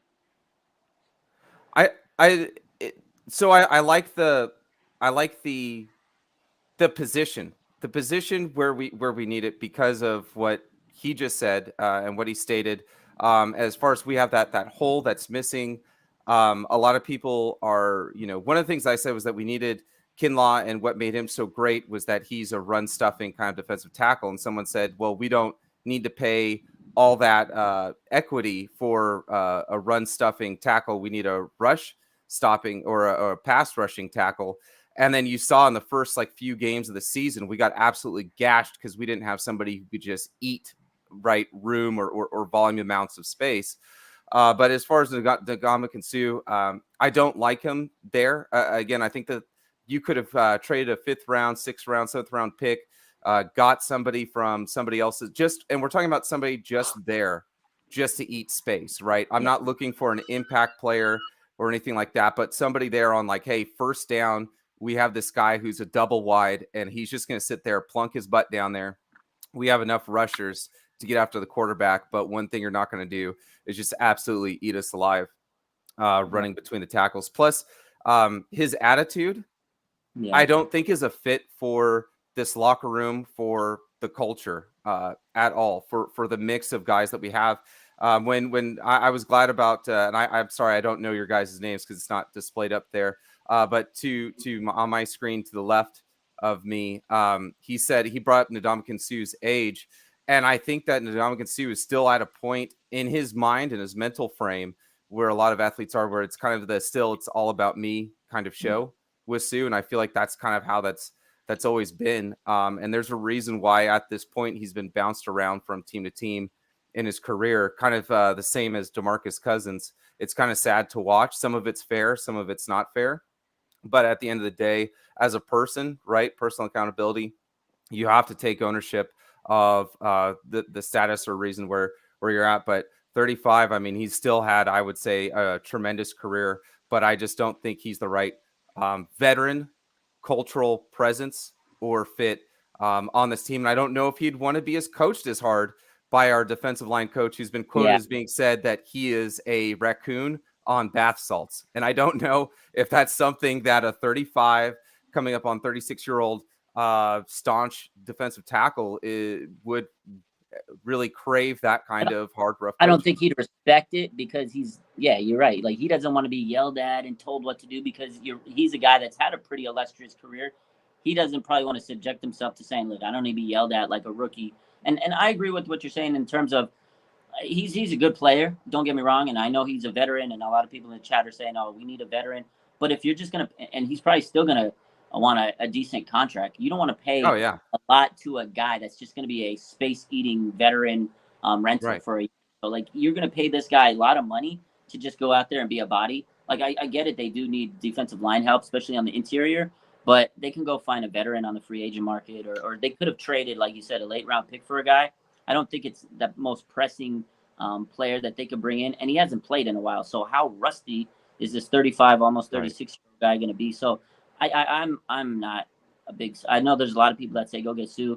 I've always been opposed to it this whole year. I've seen the rumors kind of pop up.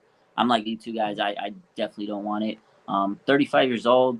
How much? What shape is he going to be in when he plays? You know what I mean? And you're right. He wants to go in to a team like Buffalo and just fit in, gel in, and go coast to a ring. That's probably what he wants to do at this point in his career.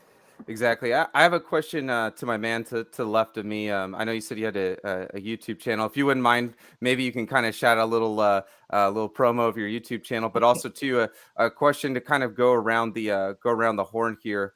But do you guys feel that maybe Hufanga has a little too much freedom as far as a leash to freelance, kind of like a la Jamal Adams of old for playing for the Jets? Do you think he has a little too much freedom as far as freelancing, just to make plays and be a playmaker? Thank you very much for that. My name is John Jay, Jon, no H, John J, Jay. My channel is called 49ers Ultimate Report. Check it out if you guys are interested. I do 49ers content just like the guy above me. Shout out to you, man. I'm glad I got to see your channel. You got a good following. I'm going to start subscribe to you, follow you. Great stuff, man. Appreciate subscribe. Yeah, subscribe. Buddy, hit him up. Back to your question about Talanoa Hufanga. What I've seen on the field. Now I don't know how D'Amico has him, but I've seen him line up. As a linebacker, I've seen him blitz. I've seen him. In the backfield, I've seen him almost everywhere. So when it comes to the freedom, I don't know if it's just like how he plays. But the way I've seen him, like he's been everywhere on the field. I've seen him, like sacking the quarterbacks, hitting the quarterbacks, tackling the running backs behind the line of scrimmage. He has 3 interceptions already. So, he's everywhere. He's everywhere on the field. So what I see on the field, so I'm gonna say probably maybe D'Amico, gives him like a lot of, go do what you do, Hufanga, and it's been paying off for the 49ers. So that's my thoughts about that. Yeah, I'm gonna let my guy on the top right go ahead and answer. What do you think? You think Hufanga's getting too much freedom? You think he should have a shorter leash? What do you think, my man? Well, I feel like Hufanga's main problem is tackling. I feel like he does tend to miss a lot of tackles, and I feel like he might honestly be better in coverage or just playing like what he said in blitzing the quarterback. So I feel like they should just keep him like how Jimmy Ward played last year, kind of just blitz the quarterback or just play coverage. Because I feel like he does tend to miss a lot of tackles, and that could start being a problem. I kind of agree with that. I feel like he's definitely a talented player. He's got great instincts. We've seen him really step up this year and take that second year leap. He was playing at a high level. I do feel like there's a lot of pressure on him, and because he's got a lot of freedom, it's caused him to make some mistakes lately. These last couple of weeks, he has missed a lot of tackles, taken some bad angles. So maybe they got to dial it in a little, kind of say, hey, look, just chill a little. You're still a big vital part of this team, but maybe don't give him as much freedom because you're right. Like sometimes he's just too many places. He's just in too many places, and I feel like he's just got too much responsibility. He's still young. Was he 22 years old? He's only going to get better. But I do think that maybe they need to kind of lessen the responsibility he has because he has a lot on his plate. He's running all over the place. He's making big plays, but he's also missing big plays. It's kind of like boom or bust in a way. So I don't know what you think about him, my man. Yeah, I kind of that last sentiment that you said there, right? It's kind of like actually I don't want to say compare it to McGlinchey, but McGlinchey, right? We notice when he whiffs, horrible. But what we don't miss is when he absolutely like when because he is a rhinoceros. When he rampages forward and he creases 2 players and it just allows runners from the backfield to just run free. We miss that big play too. I kind of liken it similar to what we're seeing with Huff in a weird way, kind of like a young Kobe Bryant. I remember when I'm a big Sacramento Kings fan, so I remember when the Sacramento Kings they probably could have had a chance to go up 2 spots and maybe get a guy like Kobe Bryant, but instead they settled for Peja Stojakovic, which wasn't a bad thing. But I remember for the first season, I was thinking like, man, the Sacramento Kings probably got the better player in Peja Stojakovic. Because you'd look at Kobe Bryant and he was just trying to make these ridiculous circus shots that he really, at the time, with how young he was, I was like, he really has no business trying to like self-create those kinds of shots that early into his career. But then you looked at the following season and you just realized like, man, he was just like a quarter of a degree on his wrist angle or whatever it was. And then all those circus shots, Michael Jordan-esque, started kind of going in. I'm kind of the thought process of I look at D'Amico Ryans and the fact that he trusts Hufanga this much. This means that he really, really respects Hufanga's football acumen, right? And because there's a part of me that says pull back the leash a little bit because he doesn't have the athleticism to come back from a bad play, right? When we say those plays that are busted, he doesn't have that kind of Jimmy Ward type of speed to come back. I think if Jimmy Ward isn't back there playing free safety, I think that the leash needs to be curtailed. But if Jimmy Ward is back there, then I think that was kind of the issue that I had with watching Robert Saleh. Just at times, I just felt like it was just so conservative. Like, where are the risks? Where are the shots? we get on the offense for not taking shots, but we get on the defense though too for not taking shots. It was just overly safe, and so I like that if you're gonna conservative, yeah, right, and so. Mm-hmm. Yeah, I like the aggressiveness. I agree, but I do think one thing you did say that I 100% agree with is I feel like D'Amico really trusts him because he does have a good football IQ and he's like so smart. So it's like you want to just see this guy go out there and hit his potential. And it's like, man, for every bad play he makes like 2 or 3 just like spectacular. Like, oh man, So, and I think D'Amico sees that, and he's spoken highly about him so many times in the press conferences, like just how much he works, and you've seen it, right? In the training camp, he's always one of the first guys out, just that type of mentality, and he's always working.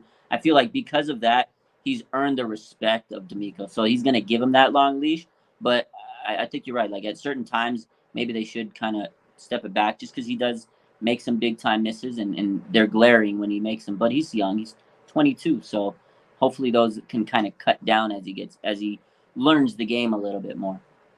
The big thing is, and I don't know off the top of my head, but maybe you guys can answer these next 2 questions. How much longer is Kyle Juszczyk out? I was surprised how well the 49ers were able to play without Kyle Juszczyk. One of the only problem that I would have had with the Jeff Wilson trade was I thought that he stepped in admirably, and he didn't have any qualms. He didn't create a big fuss about having to step into the fullback role and kind of succeed his running back 1 option to CMC. But how much longer is Kyle Juszczyk out, and is that going to be an issue over the next couple games that he is out? And are we overvaluing him and his roster spot and how much money that we're paying him? I think he's very important. I'm obviously in the blocking. I mean, they definitely had people step up. You saw Ross Dwelley make that huge catch. His big moment that game. From what I understand, he should be back after the bye. I know he's got the cast on, but if you look at Jimmy Ward, if that's a indication of things, he missed a game. He had the cast come on, and then he played the second game, unfortunately with the cast. But I think Kyle Juszczyk, because they have the bye, it gives him an extra week to kind of recover, and then he should be back against the Chargers game. That's what Kyle looks like. That's kind of what it sounded like he indicated. But of course, depending on how the surgery goes and how the swelling kind of heals up, will dictate his return. But he should be back against the Chargers from everything I've kind of read. Now, Anthony Lynn, correct me if I'm wrong, but he used to be the head coach for the Chargers, correct? Correct, yeah. So one of the things is, and I know that we're going to have a couple weeks to kind of beat this horse dead and then dead a couple more times. But I wonder how many players are still active on the Chargers roster that played under Anthony Lynn, while he was the head coach, because at one point, in my mind, I'm going like, Anthony Lynn might be able to pick apart this defense. But in the other part of my mind, I don't really follow the Chargers that much. So I don't know if they've had a huge, massive, defensive roster turnover at that same point. So I don't know exactly how much he can really say. And then I believe Nick Bosa's brother, Joey Bosa, he's out, correct? Yeah, he's out for that game. So I don't know how much of it is kind of like going to be like a good revenge game, and how much of that roster he knows that will actually kind of give him kind of an advantage kind of heading into that game. But that's something that I'm kind of definitely interested in. I don't know their linebackers too well. I know that they drafted a linebacker kind of high. I want to say like a couple years ago. I don't know how well he's turned out, how effective that's going to be against someone like George Kittle. I am awfully surprised how well our journeyman center, is playing this year. Like I really thought my thing heading into this offseason was I knew that Poe was going to be on the practice squad, but I really was hoping that they would be working Poe as kind of a future center. He's not a guy that wins straight up one-on-ones, mano-a-mano against another lineman. But Alex Mack didn't either. Mack was getting, if we remember, even though he's a substitute for the Pro Bowler, he was getting blown off the line, thrown on his backside, left and right. Same thing would kind of happen with Poe, but where I thought the biggest difference was is that Poe would easily, and this is what's so crazy to think about considering we just got him for free off the street, but he would be the best pulling, I think, interior offensive linemen in the NFL. His speed from left to right is faster than some what am I trying to say, linebackers in the NFL, let alone if he pulls out from his rank, defensive lineman or that big defensive tackle, right, that's playing zero right over the nose of that center position. There's absolutely zero chance that they're going to be able to follow or pick him up. But I'm surprised about that. Banks is another healthy surprise as far as this. At first, I didn't understand the Banks signing. I didn't understand why the running backs for the 49ers were getting heavier and stockier while we were moving away from a guy like, Cheetah and Morris, right? And then we kind of going back to TDP and some of these other bigger guys. And then why we got a guy like Banks. But now it's starting to kind of make more and more sense now that we can't really do the outside zone blocking as much as we want to. But I'm just kind of curious for you guys. This offensive line, do you think, two questions. One, do you think that'll continue to improve? And then two, the second half adjustments that we made, that was the first time this season. Do you think that that's only because of how well we actually know the Rams, or is this something that we can honestly expect to continue the rest of the season? I'll let you take it, John. Let's see. Well, for first thing, the Anthony Lynn thing, I think about 65% of the players that he coached about 2 years ago. So I think he knows a big portion of that team. When it comes to the offensive line, you talked about it. I agree with you. When we drafted Aaron Banks, I was a little bit upset because I really wanted Asante Samuel Jr. But after watching this season, what Aaron Banks has done, I'm like, wait, I think I was very harsh on this kid because, I heard everybody talk about how it was a bad draft pick. I was like saying, why we're not playing them last year. So I was very hard on him, but you talked about something interesting, the way we run the football now. He wasn't in shape. He wasn't in shape last year. That's something that, because we're calling out, a lot of the fans are probably calling out you two guys there on the left, as far as, talking bad about Banks. But the fact is, he wasn't the shape that he's in this year. He's not in last year. I'm sorry. Keep going. That's all right. So Aaron Banks, how he's been playing. Jake Brendel, I've been watching him, from the whole season. He's a little bit like, personally for me, he's a little bit like up and down. He's not that awful.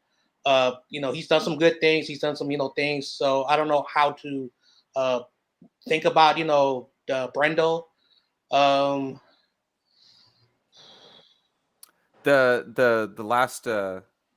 last one that I was kind of bringing up besides the offensive line was the second half adjustments. Do you think that was only because that mainly had the contributing factor was because just how well we know this Rams organization, right? And our familiarity with them. And so it was so much easier for not just the coaches, but also to the players to make the second half adjustments because both teams are familiar with each other's personnel.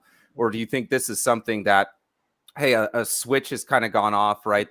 Or sense of urgency, just like last season, kind of clicked in this season, a game earlier than it did last season. This is something we should expect to continue for the rest of the season.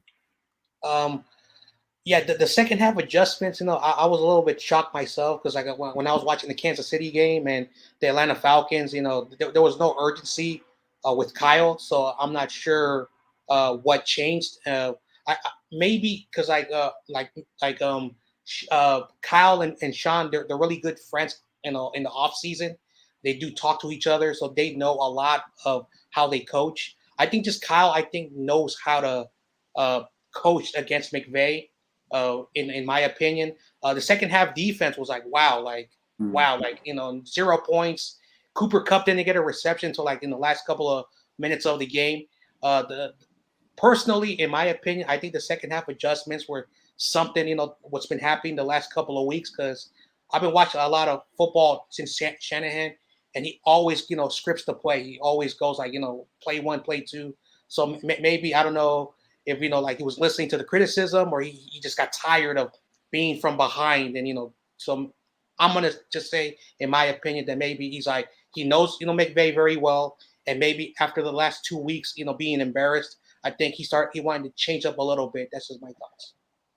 Yeah, those are good points. So I'll answer that real quick, and then I'll add one more question, then we'll probably bounce out. So as far as the O-line, definitely kind of been up and down a little bit.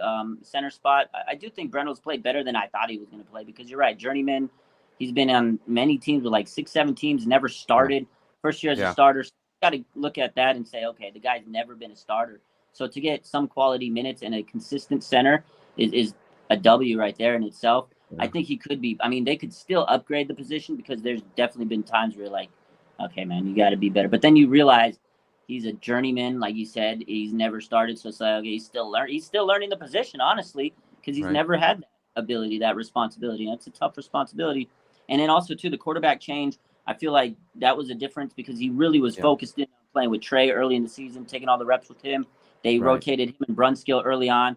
He didn't really kind of get 100% of all the reps. So he's still kind of getting acquainted with this offense. And I feel like him and Jimmy just starting to hit their stride.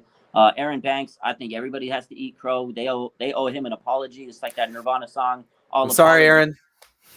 Play that, man. Play that song all night. Talk about Aaron Banks, because this guy has been a revelation. I, like you guys, sat there last year draft season going, oh, there's a Santi Samuel, there's a Azeez Ojulari, there's blah, blah, blah, blah, blah, Creed Humphrey. And he's making us all look silly, because everybody was like, oh, man, Laken Thomason, you should keep him. Why did they get this guy? And he's been the best offensive lineman on this team. I mean, 8 weeks in, hasn't let up a sack. That's incredible, man.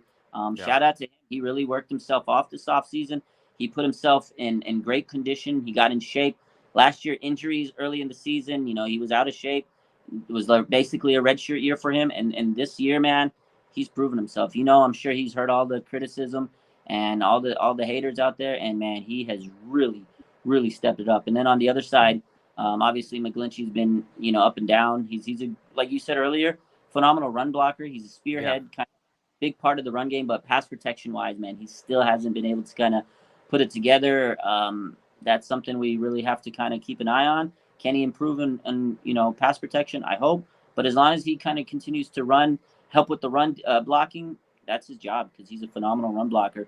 And Spencer Burford, man, this guy has continually improved on a weekly basis. For a rookie to give us that amount of reps and that solid contribution to the team has been phenomenal. I mean, he's not perfect. He's going to make mistakes. He's a rookie. He's got to clean up those, penalties and stuff. But man, oh man, he's played really good. So I think the O-line can continue to get better, because they're young and they're still all kind of learning their position. And then Trent Williams has been playing through injury, and the last couple of weeks he wasn't there, so that's just going to get better. Him and Banks, I think, will continue to gel. O-line, I think, will get better. As far as the second half adjustments, I was shook, man. I was like, okay, that's what I like to see, because we've been banging at the table every week saying, start making better adjustments, be aggressive, and not only Shanahan and the offense, but the defense, because these last couple of weeks it was an embarrassment. It was like, this is supposed to be the top defense, and you're not making the adjustments. D'Amico, you're supposed to be a head coach candidate. So I think he took it personally. And the players, too. You got to remember, a lot of them were hurt. I don't want to use injuries as excuses, but they were playing through some ragged injuries. Nick Bosa coming off a groin. Charvarius Ward coming off a groin. You had, what's his name? Jimmy Ward playing with one hand against Travis Kelce. He kind of really took the challenge of playing nickel. He played good in the second half. I think they'll get better. I think Mosley was a huge loss, but I think they'll get better, because you'll have Greenlaw coming back. Azeez coming back, Armstead eventually will be back. So I think the adjustments will continue to get there, because I've seen it last year, 3-5 start last year, and they really kind of made a second half leap. And I can see that happening this year. So I think that trend is going to continue. I mean, we hope it, because if it doesn't, we're screwed and we won't make the playoffs. So I hope it does continue. I think it will continue. My final question to everybody on the horn, I'm going to give you guys final question. I know there's been rumors, OBJ to the Niners. What do you guys say? Yay or nay? Are you pro OBJ? Are you negative OBJ? What do you think? Top right, go at it. Is that me? Yeah. I mean, it wouldn't be bad, but I don't really think we need him. Because I think Ayuk he's going off right now, and I don't really want to take that away from him. And also OBJ, I mean, I don't think he would be like a diva, but he could cause problems in the locker room. I don't think he will, though. And also his dad made a video on Baker, and I feel like if he sees like one little thing, he might make a video on Jimmy G just because he That's didn't a throw him good the ball. point. That might have been the point of the day right there, just the dad alone. I don't think that OBJ would necessarily be a diva, but I don't see like I don't see the OBJ. There's not a role carved out for OBJ here, right? Like he's not going to be the third down receiving option. We've already got Juwan Jennings. He's not going to be the deep threat receiving option. We've got McLeod and Gray there, right? So, and then really when we think about it, we don't need a third wide receiver because our right now, if we're all honest with each other, if everybody is healthy on this offense, who's the number one wide receiving option, right? If we just kind of run down it, who's the number one wide receiving option? I think you already have them on your shirt, right? Deebo Samuel. Number two receiving option, it's going to be Brandon Ayuk or George Kittle. Just it depends on if we need more pass block or help with blocking than otherwise, right? So there's your 2 or 3. And then number 4, I'm going to say is going to be Christian McCaffrey. And then number 5 then is going to be like that's your slot wide receiver. So I don't see, if you put OBJ there, then you're going to need him to return punts. You're going to need him to return kicks in order for him to get his touches. And with an often injured player, I'm not sure if that's something, we're going to ask him to take a lot on the busted on his chops. And I'm not sure if that's, again, like in the Ndamukong somewhere that he wants to be. Real quick, I wanted to comment on Sacktown Izzy, where he said, I think McGlinchey hasn't been healthy. Hopefully he gets 100% after the bye and shows improvement. I think that's something that you were talking about where you think that McGlinchey could get a little bit better. And I shook my head no. So I want to make sure, because this got recorded, I shook my head no. But then Sacktown Izzy made a great point. I think that when against the Chiefs game, I think that he was rushed back too early. And just by him getting healthier, I think that his play can continue. But before I bogart this stream, yeah. No, I 100% agree with that, because he has been coming. We got to remember that. We got to put some context, because I've said this before. He did come back this year from a massive injury, torn quad. Right. So that is an impactful, injury. And he did have the calf injury. So when he came back against Kansas City, I agree. I think he definitely was rushed back. Yeah. But he has had limitations in the past. So it's nothing new. And everybody loves to beat on Mike. I mean, he's like the Niner Twitter punching bag, So my man John Jay, what do you think about the OBJ?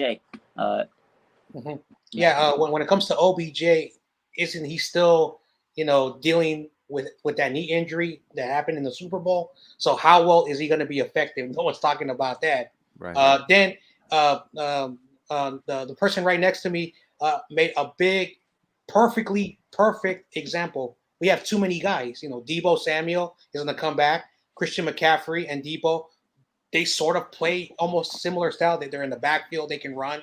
And our offense, we run the football. Brandon Ayuk, George Kittle.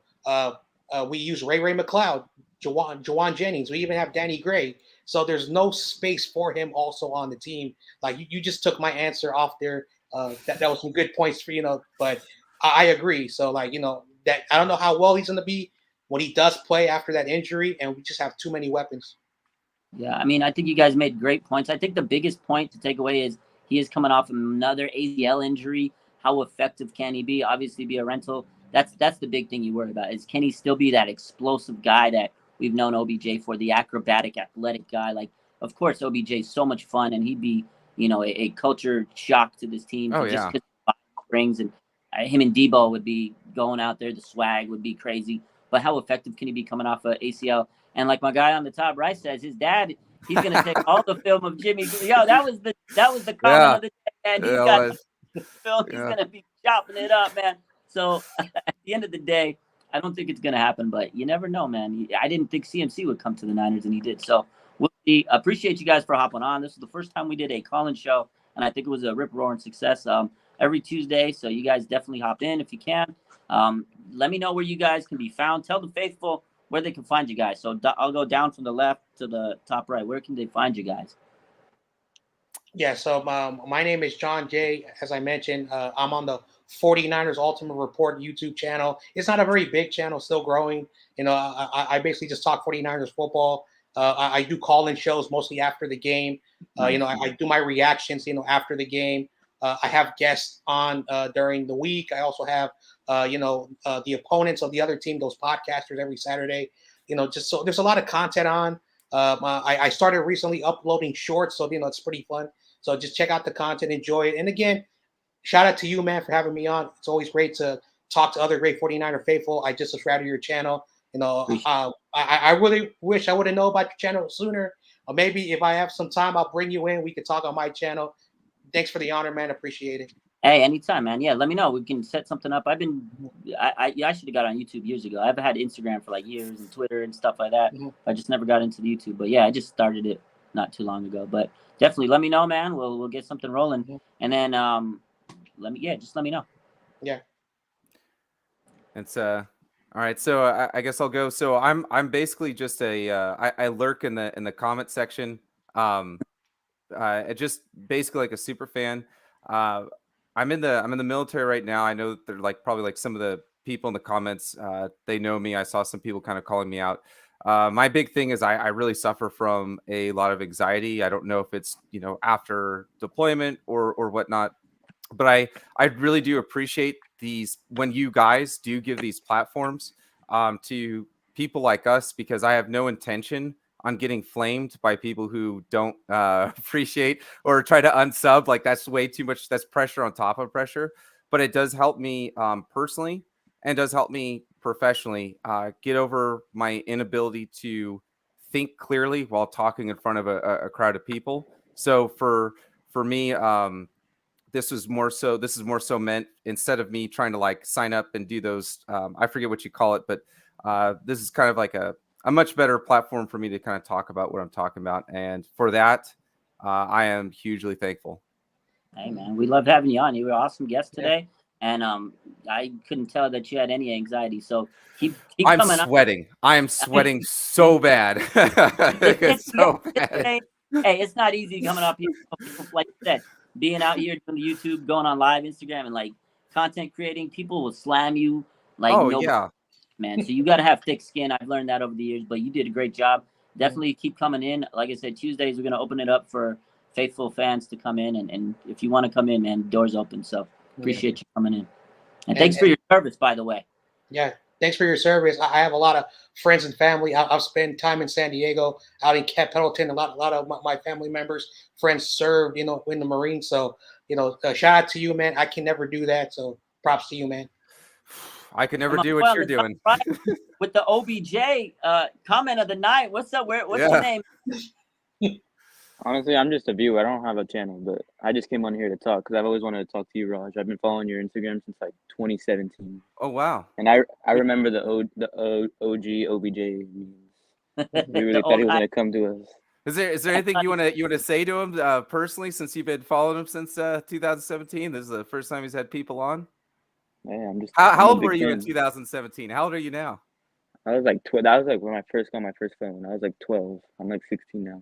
Wow, that's crazy. I appreciate for all the years of support, man. And I remember those days well when we all thought OBJ was coming to the Niners, and it didn't happen. We were hyped up, man. I remember that vividly.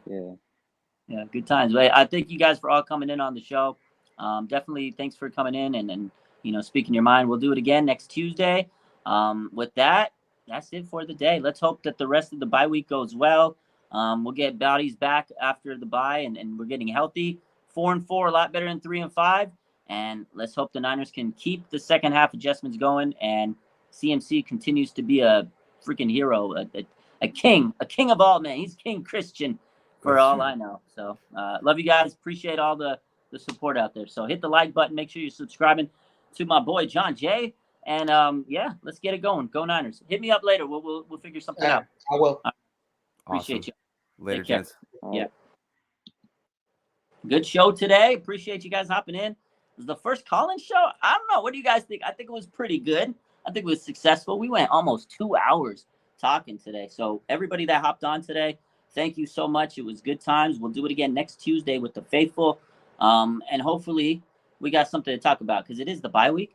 But we'll probably talk about the Chargers. We'll probably talk about, you know, all the news definitely that's coming up. But we'll definitely talk about what do we expect going in after the bye. how we're feeling, how was your time after the bye, and we'll talk about the upcoming game, Chargers football. So appreciate you guys. Have a good night, and I will see you later on Instagram because that's what we do, baby. Have a good night. Bang, bang. Nana gang. OBJ to the bay.